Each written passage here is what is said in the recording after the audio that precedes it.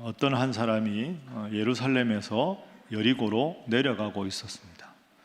예루살렘은 좀 비교적 높은 지대에 있는 큰 도시고 여리고도 큰 도시지만 이 낮은 지대에 있었습니다. 이 예루살렘에서 여리고까지의 거리는 지금 단위로 약 36km 정도가 됩니다. 그런데 이제 높은 지역에 예루살렘에 있다가 여리고로 하니까 이제 내려가는 길이죠. 그런데 이 내려가는 길이 원만한 길이 아니고 그 길이 아주 가파르고 바위가 많고 굽이 이렇게 돌아가는 길입니다. 그러다 보니까 큰 도시에서 또 다른 큰 도시로 가는데 길이 험하니까 강도들이 곳곳에 많이 숨어 있다가 강도짓을 하는 경우가 많이 있었습니다. 안타깝게도 어떤 한 사람이 예루살렘에서 여리고로 내려오다가 강도를 만납니다. 강도를 만나서 흠칫 두들겨 맞고 옷이 거의 다 찢어지고 거의 죽어가는 그런 상태로 누워서 정신이 혼미해지는 그런 상태가 되어버렸습니다. 참 안타까운 일이지요. 그런데 그때 예루살렘에서 자신의 일을 보고 여리고로 내려가던 그 당시 종교 지도자였던 제사장이 그 죽어가는 사람을 보고 그냥 외면하고 지나가 버립니다. 두 번째로 또 그 강도 만난 사람 곁을 레위 사람이 지나갑니다. 이 레위 사람도 성전에서 봉사하는 사람인데 또 외면하고 지나갑니다.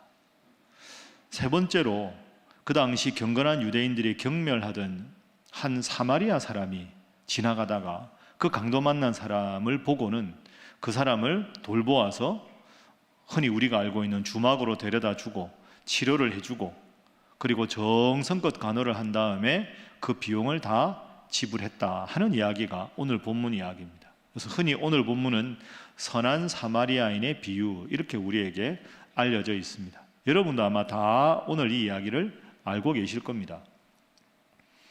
자, 그럼 우리가 잘 아는 이 이야기의 핵심 교훈이 뭘까요? 이웃을 사랑하라. 이웃을 사랑하면 되는구나. 우리가 이웃을 더 사랑하는 마음을 가져야 되겠다. 이렇게 읽으면 본문을 잘 읽은 것일까요? 아닙니다. 그렇게 읽으면 본문을 충분하게 제대로 읽은 게 아닙니다. 본문은 이웃 사람 사랑하라 하는 그런 한 가지 교훈을 위해서 예수님 주신 말씀이 아니기 때문이죠. 자, 그러면 무엇인가? 오늘 본문의 비유는 영생에 대한 예수님의 대답입니다. 이걸 여러분이 꼭 기억하셔야 합니다. 이웃사랑에 대한 게 아니라 영생에 대한 예수님의 말씀이다. 자, 25절 말씀부터 살펴볼까요? 25절에 보면 한 율법 교사가 예수님께 질문을 합니다. 선생님, 내가 무엇을 해야 영생을 얻겠습니까?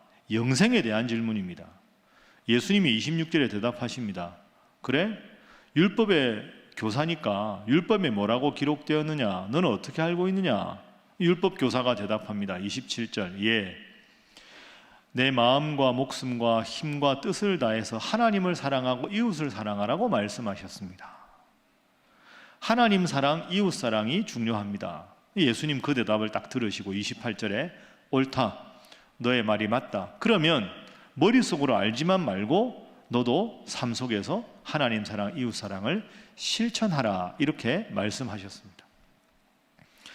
자, 그러니까 오늘 본문은 영생에 대한 본문이다. 이게 중요합니다. 그러면 우리가 오늘 본문을 이해하면 영생을 얻으려면 이웃 사랑을 실천해야 된다. 이렇게 생각할까요? 그것도 아닙니다.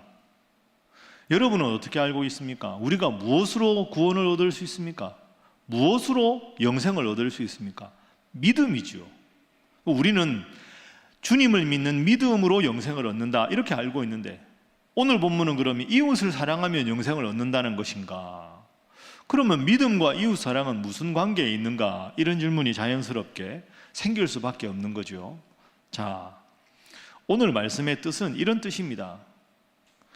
하나님에 대한 믿음이 있다고 하면서 그리고 직업적으로 하나님에 대한 일을 한다고 하는 제사장이나 레위인 같은 사람은 하나님에 대한 믿음이 있다고 하면서 하나님이 제일 중요하게 여기는 것이 하나님 사랑, 이웃 사랑인데 이웃 사랑을 외면하는 믿음은 바른 믿음이 아니다 이거죠.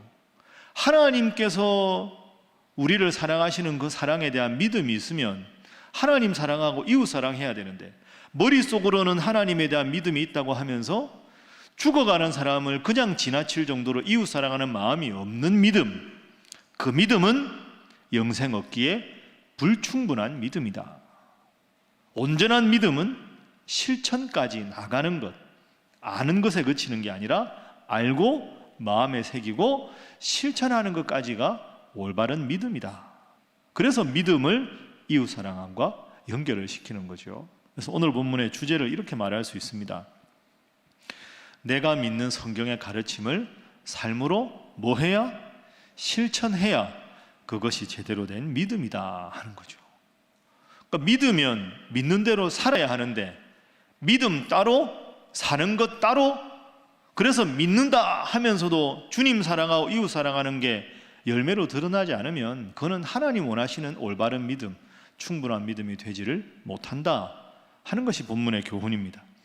자, 이 교훈을 마음에 딱 새기시고 오늘 아까 말씀드린 제사장, 레위인, 사마리아인에 대해서 좀 더 자세하게 살펴보겠습니다. 제사장도 성전에서 봉사하는 사람이고 레위인도 성전에서 봉사하는 사람이니까 묶어서 한번 생각해 보죠.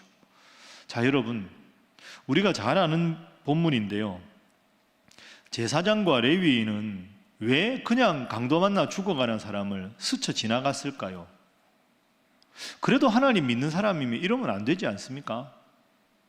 추측컨대 이 제사장과 레위인은 예루살렘에서 성전 봉사하는 일을 마치고, 대부분 그 당시에 제사장과 레위인의 집이 여리고에 있었거든요. 멀지 않으니까. 그러니까 예루살렘 성전에서 일을 다 마치고 휴, 이제 끝났다 하고는 여리고로 내려오다가 강도 만난 사람을 만났습니다. 하나님의 일을 하고 나선 길인데 하나님이 사랑하는 이웃을 외면했습니다. 이게 참 마음이 아픈 겁니다. 제사장과 레위인이 뭐 했을까요? 하나님 섬기는 일을 했는데 하나님 원하시는 일은 안 하고 이웃을 외면한 거죠. 왜 외면했을까? 아마 이유는 둘 중에 하나일 겁니다. 우리가 추측컨대 첫 번째 이유는 무서워서, 아주 쉽게 생각해서, 야, 이 사람 강도 만났네, 이 길에 강도가 많이 나오는 길인데 혹시 여기서 내가 이 사람하고 치료한다고 꿈을 내다가 강도가 또 나를 공격하면 나도 피해를 당할 수 있겠다, 무서워서 그냥 지나쳐 버렸을 수 있겠죠. 그러나 그렇다고 하더라도 이러면 안 되는 겁니다. 적어도 하나님의 일을 하는 사람이 죽어가는 사람을 무서워서 도망갔다, 이건 제대로 된 핑계가 안 되는 거죠. 두 번째 이유가 좀 더 설득력이 있을 것 같습니다. 왜 외면했을까? 그 당시 율법에 의하면 사람이 죽으면 죽은 사람을 만지면 만진 사람도 일주일 동안 부정해서 격리를 당해야 됩니다. 지금 우리가 그 코로나 걸리면 일주일 격리하고 사람들 못 만나듯이 죽은 사람 만나면 격리를 해야 되거든요. 그러니까 제사장과 레위인은 이런 생각을 한 겁니다. 율법에 대해서 잘 아는 사람이니까 내가 이 사람 지금 치료를 좀 해준다고 데리고 치료해준다고 이렇게 부축도 하고 해서 옮기다가 만약에 이 사람이 그 상황에서 중간에 죽어버리면 어떻게 될까? 그러면 나는 좋은 일 하다가 일주일간 격리를 당할 거야. 저 제사장은, 저 레위인은 죽은 사람 만진 부정한 사람이다, 이렇게 되면 내 이미지에도 타격이 있고, 그러면 이런저런 불필요한 번거로운 일이 생긴다. 안타깝긴 하지만 나 아니면 지나가는 사람이 없겠나, 또 누군가 지나가다가 도와주겠지, 나는 빨리 지나가야 되겠다, 아마 이렇게 생각을 했을 겁니다. 자, 여러분, 겉으로 보면 제사장과 레위인은 큰 죄를 지은 것은 아닙니다. 우리가 흔히 십계명 생각하면 이 제사장과 레위인이 도둑질을 한 것도 아니고 살인을 한 것도 아니고 간음을 한 것도 아니지 않습니까? 겉으로는 큰 죄를 지은 것 아닙니다. 그러나 예수님은 오늘 보면 마지막에 이렇게 말씀하셨거든요. 이 세 사람 중에 누가 너의 이웃이 되겠느냐? 누가 강도 만난 사람이 이웃이 되겠느냐? 사마리아 사람이다. 제사장과 레위인은 이 사람의 이웃이 되지 못했다. 분명히 예수님은 겉으로 보이는 죄를 짓지 않았지만 제사장과 레위인을 책망을 하셨습니다. 자, 중요한 본문 한번 다시 기억해 볼까요? 27절 화면으로 한번 보십시오. 27절 보시면 분명히 예수님께서 그 율법학자의 입술을 통해서 하나님 사랑하고 이웃 사랑하라 이렇게 말씀을 하셨습니다. 하나님 사랑하고 이웃 사랑하는 게 온전한 믿음이다.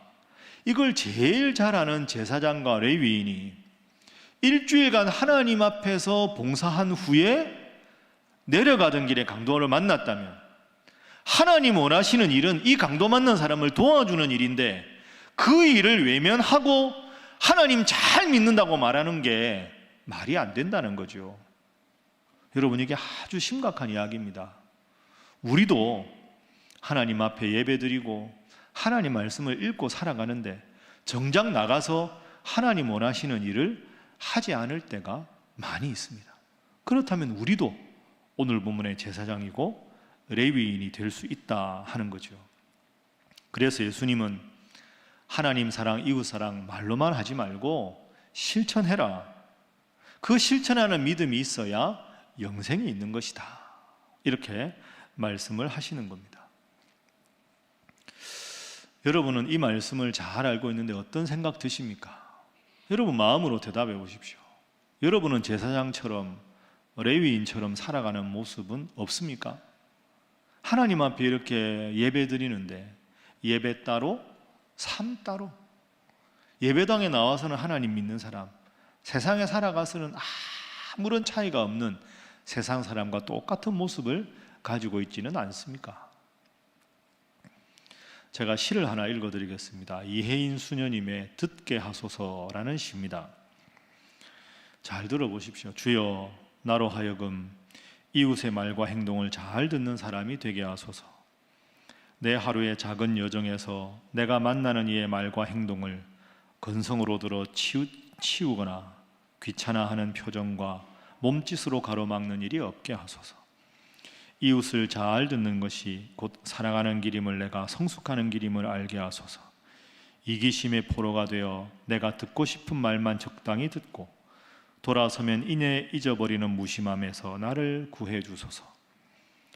나의 도움을 필요로 하는 이에게 못 들은 척 귀마가 버리고 그러면서도 시간이 없으니까, 잘 몰랐으니까 하며 핑계를 둘러대는 적당한 편리주의, 얄미운 합리주의를 견책하여 주소서.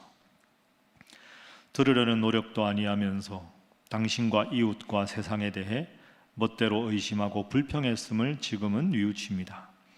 매일매일의 내 작은 여정에서, 내 생의 큰 여정에서 잘 듣고 잘 말하는 이가 되도록 밝고 큰 귀와 입을 갖고 싶습니다.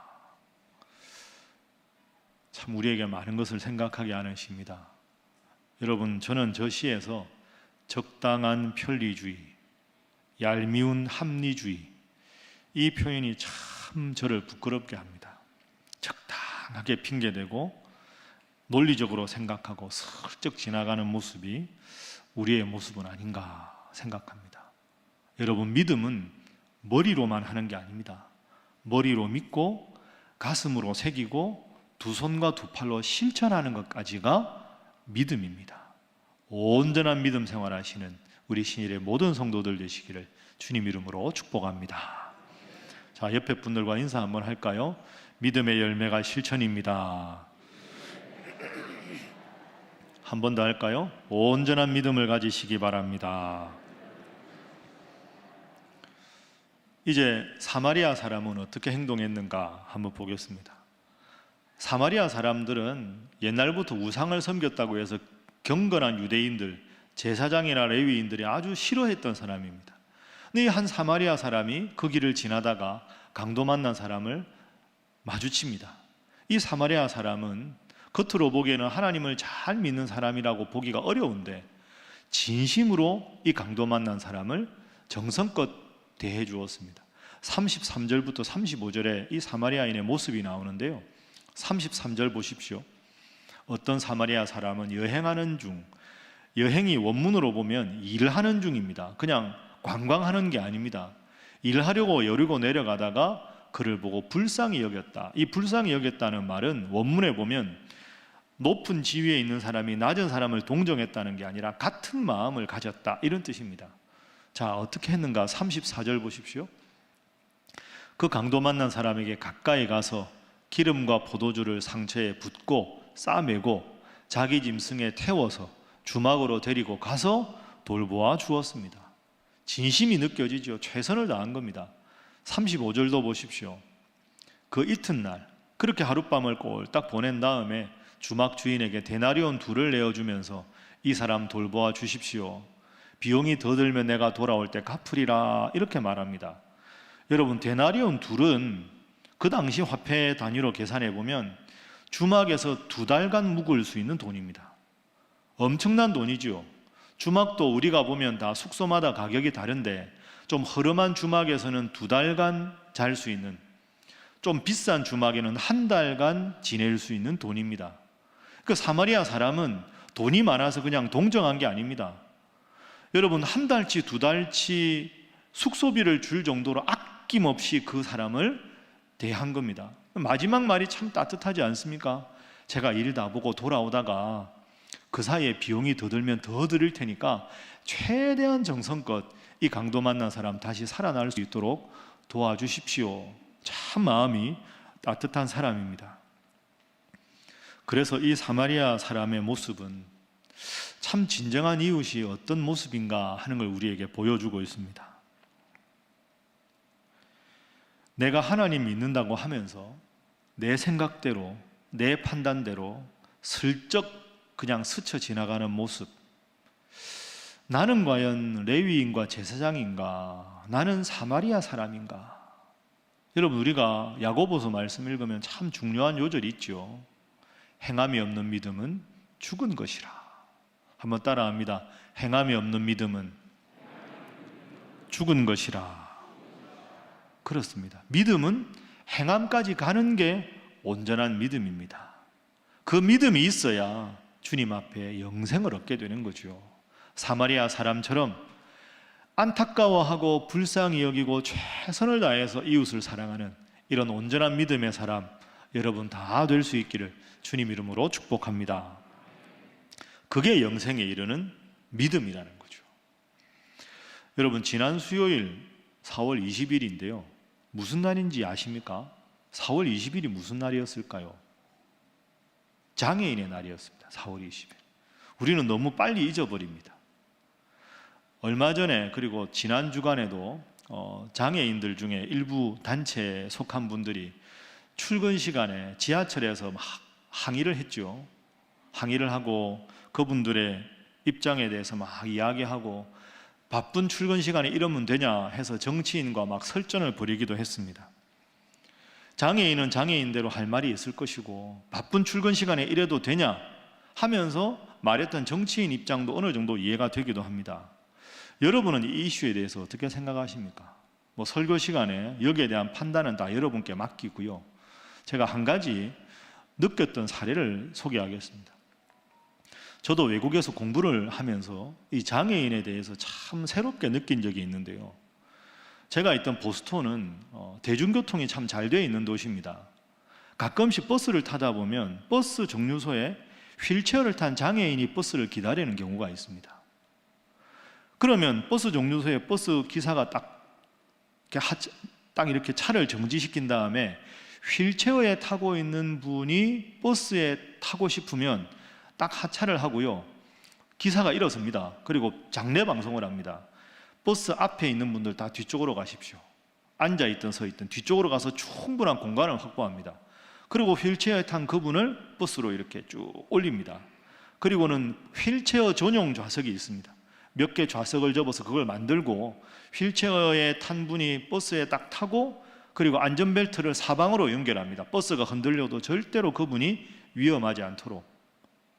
시간이 꽤 많이 걸립니다. 휠체어 탄 분 한 분 버스 타는데 시간이 참 많이 걸리거든요. 그런데 아주 당연하게 생각합니다. 이거 휠체어 타신 분이 버스 타면 당연히 우리가 그렇게 해야지. 여러분, 선진국이 뭐가 선진국일까요? GNP가 높은 게 선진국이 아닙니다. 선진국은 장애인이 불편함을 느끼지 않도록 사회적 약자가 살아가는데 지장이 없게 만들어 주는 게 진정한 선진국입니다. 거기까지는 저도 이게 참 다르구나 하고 느꼈습니다. 근데 그 다음이 제가 더 놀란 게 있는데요. 그 휠체어 탄 분이 휠체어를 타고 버스에 탔는데 표정이 중요합니다. 죄 지은 표정이 아닙니다. 그분이 당당한 표정입니다. 다리가 성해서 그냥 타신 분이나 휠체어 타신 분이나 이 버스에 탈 권리는 누구에게도 있다. 죄 지은 표정이 아닙니다. 또 하나 아주 인상적이었던 건 그 버스에 탄 사람이 나 바쁜데 짜증내고 불평하는 사람이 없습니다. 당연히 휠체어 탄 분이 승객으로 버스에 타면 시간이 걸리는 게 당연하지. 그러니까 이런 상황에 대해서 불편해하거나 미안해하거나 짜증내는 사람이 한 사람도 없다. 이게 저는 진정한 선진국이라고 생각합니다. 장애는 무슨 권리가 아닙니다. 그러나 동시에 장애는 죄 지은 것도 아닙니다. 사회적 약자가 함께 편안하게 모든 것을 불편 없이 누리는 것, 적어도 사회가 안 되면 교회라도 해야 되는 거죠. 그래서 예배당에 오실 때 전후에 휠체어 타신 분이 있으면 먼저 엘리베이터 양보하고, 연세가 많으신 분들 엘리베이터 먼저 타시도록 양보하고, 앞으로 식당이 열리면 식당에서 식사 받고 제일 편한 자리에 어르신들과 장애인들 먼저 앉게 하는 것, 교회부터 하는 게 맞습니다. 그래서 장애인에 대한 배려가, 노약자에 대한 배려가 숨쉬듯이 자연스러운 교회, 숨쉬듯이 자연스러운 사회, 그게 바로 우리가 지향해야 되는 교회고, 그게 바로 우리 나라가 지향해야 되는 선진국의 모습이죠. 그런 의미에서 보면 저는 몇 주 전에 제가 신일교회 담임 목사라는 게 참 행복한 경우가 있었습니다. 여러분 기억하시죠? 우리가 몇 주 전에 우크라이나에 있는 전쟁으로 고통당하는 교회와 난민들을 위해서, 그리고 강원도 동해안에 산불 난 이재민들을 위해서 특별 헌금을 했습니다. 제가 생각해도 훨씬 여러분이 헌금을 많이 해주시면 제가 깜짝 놀랐습니다. 이야, 우리 교회 성도들이 코로나 때문에 정말 힘들고 어려운데, 우리 교회 성도들 어렵지만 더 힘들고 어려운 형편에 있는 분들을 이렇게 헌금을 하는 교회, 역시 우리 신일교회 성도님들이 가장 훌륭한 성도님들이다. 제가 참 여러분께 말씀은 안 드렸지만 여러분들과 함께 신앙생활하는 교회 담임 목사라는 게 자랑스럽고 뿌듯했습니다. 여러분의 따뜻한 마음을 읽을 수 있었기 때문입니다. 사랑하는 우리 신일교회 성도 여러분, 믿음은 입술로만 아멘 하는 것이 아닙니다. 아멘 다음이 더 중요합니다. 말씀에 대해서 아멘 하고 아멘 다음에 나가서 우리가 실천하는 것, 거기까지가 온전한 믿음입니다. 믿기에 삶이 달라지는 것이 온전한 믿음입니다. 지금처럼 앞으로도 하나님 사랑하고 이웃 사랑하고 삶으로 실천하는 온전한 믿음 가진 여러분 되시기를 주님 이름으로 축복합니다. 자, 한 번 더 인사하겠습니다. 온전한 믿음 생활 하시기 바랍니다. 이번에 이렇게 인사할까요? 말씀만 하지 마시기 바랍니다. 자, 말씀만 하지 마시기 바랍니다. 제가 이렇게 말씀드렸는데요. 마지막으로 오늘 본문 37절 한번 화면으로 보시죠. 자, 예수님께서 이렇게 물으셨거든요. 그러면 이 세 사람 중에 누가 강도 만난 사람이 이웃이냐 하니까 율법학자가 뭐라고 대답합니까? 자, 37절 함께 읽어봅니다. 시작. 이르되 자비를 베푼 자니이다. 예수께서 이르시되 가서 너도 이와 같이 하라 하시니라. 아멘. 따라합니다. 가서 너도 이와 같이 하라. 여러분 그렇게 하시겠습니까? 네. 아멘 하셨죠? 아멘 다음이 중요하니까 나가서 하셔야 됩니다. 근데 여러분, 제가 질문 하나 드려보죠. 가서 너도 이와 같이 하라, 이렇게 율법학자에게 이야기했는데 이 율법학자가 과연 나가서 이웃을 사랑했을까요? 안 나옵니다, 본문에. 여러분 어떻게 생각하십니까? 제가 보기에는 이 율법학자는 나가서 이웃을 사랑하지 않았을 겁니다. 왜? 처음부터 본문을 자세히 읽어보면 정말로 예수님께 질문하고 싶어 나온 게 아니라 예수님을 책잡기 위해서 온 사람입니다. 시비 걸려고 예수님께 온 사람이거든요. 나 다 했는데 내가 뭘 더 해야 됩니까? 교만한 사람입니다. 그리고 방금 우리가 지금까지 살펴본 대로 제사장도 그냥 지나갔고 레위인도 그냥 지나갔는데 사마리아 사람은 자비를 베풀었잖아요. 그럼 예수님께서 이 세 사람 중에 누가 강도 만난 사람이 이웃이 되겠느냐라고 물으셨으면 상식적인 대답은 예, 예수님, 사마리아 사람입니다, 이렇게 대답해야 되는 거 아닙니까? 근데 37절에 뭐라고 대답했습니까? 자비를 베푼 자니이다. 왜 그렇게 대답했을까요? 자기는 경건하거든요. 경건한 유대인들은 사마리아 사람과 만나지도 않고 대화도 안 합니다. 그러니까 내 입에서 사마리아 사람이라는 말을 하는 것 자체가 싫은 겁니다. 그래서 제사장, 레위인, 사마리아 사람 중에 누구냐 예수님 물으시면 예, 예수님, 사마리아 사람입니다, 이렇게 대답을 해야 나도 그렇게 살겠다 이런 뜻인데 그 말 입에 담기 싫어서 자비를 베푼 자니이다. 예수님이 가서 너 이와 같이 하라 했지만 제가 보기에 사마리아 사람 같이 하라고? 난 안 해. 분명히 이 사람은 안 했을 겁니다. 그러면 여러분에게 이 질문을 드려보겠습니다. 오늘 설교 말씀을 듣고 가서 너도 이와 같이 하라 할 때 우리는 어떻게 해야 하겠습니까? 여러분은 어떻게 하셔야 하겠습니까? 제가 이야기 하나 읽어드리고 설교 마치겠습니다. 이철환 작가의 못난이 만두 이야기입니다. 못난이 만두. 저녁 무렵 만두집 유리문이 다르르 열렸습니다. 꾀저재한 차림의 아이가 만두집 안으로 들어왔습니다. 오늘은 좀 늦었구나. 아저씨의 말에 아이는 웃기만 했습니다. 만두가게 주인 아저씨는 따뜻한 눈길로 아이를 쓰다듬어 주었습니다. 잠깐만 기다려라. 아저씨가 얼른 따뜻하게 데워줄게. 만두는 따끈해야 맛있거든. 아이는 가지색 피멍이 든 얼굴을 숙이고 한쪽 의자에 다소곳이 앉아 있었습니다. 만두집 진열대 위에서 입을 꼭 다물고 앉아있던 얼굴 뽀얀 만두들이 아이를 바라보며 환하게 웃고 있었습니다. 그나저나 엄마가 빨리 일어나셔야 할 텐데 걱정이구나. 반년이 넘도록 꼼짝을 못하시니 말이야. 아저씨는 혀를 끌끌 차며 김이 모락모락 피어오르는 만두를 봉지에 담았습니다. 오늘은 못난이 만두가 10개밖에 안 나왔다. 운이 아주 좋은 날이지. 아무리 조심해도 옆구리 터지는 놈들이 꼭 나오기 마련이거든. 기술이 좋아도 어쩔 도리가 없어. 팔 수도 없는 놈들 너라도 맛있게 먹어주니 그나마 다행이지. 아저씨는 만두를 봉지에 담아 아이에게 건네주었습니다. 고맙습니다. 잘 가거라. 내일 또 오고. 알았지? 네, 안녕히 계세요. 만두집 아저씨는 문 앞에 서서 개구장이처럼 웃고 있었습니다. 아이의 뒷모습이 어둠에 지워질 때까지 아저씨는 손을 흔들어 주었습니다. 만두집 아저씨는 옆구리가 터져서 팔 수 없는 못난이 만두를 매일매일 아이에게 주었습니다. 아빠를 여의고 병든 엄마와 함께 사는 아이에게 주려고 만두집 아저씨는 매일매일 못난이 만두를 만들었습니다. 만두 옆구리를 2번, 3번 일부러 꼬집어서 못난이 만두를 만들었습니다. 만두 옆구리를 2번, 3번 일부러 꼬집어서 일부러 못난이 만두를 만들었습니다. 만두집 아줌마 모르게, 아무도 모르게 매일매일 못난이 만두를 만들었습니다. 못난이 만두는 못난이 만두가 아니었습니다. 못난이 만두는 사랑이었습니다. 못난이 만두는 사랑이었습니다.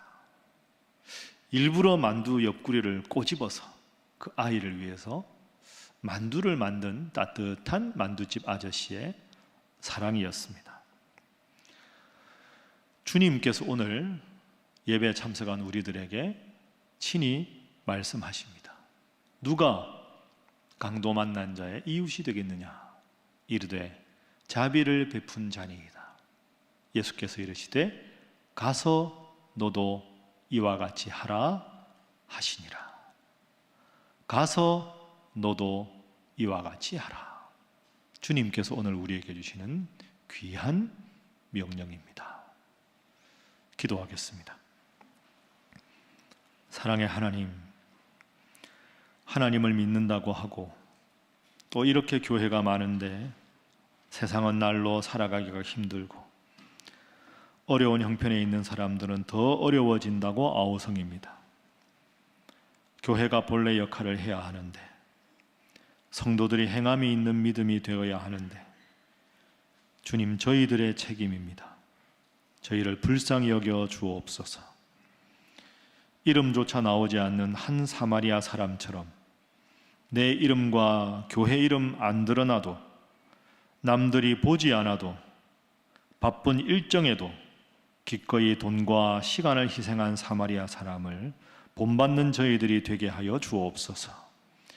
교회가 할 일은 교회가 하되 하나님을 믿는 성도로서 나는 무엇을 해야 하는가, 나의 이웃은 누구인가 먼저 묻고 실천하는 온전한 믿음을 가진 저희들이 되게 하여 주옵소서.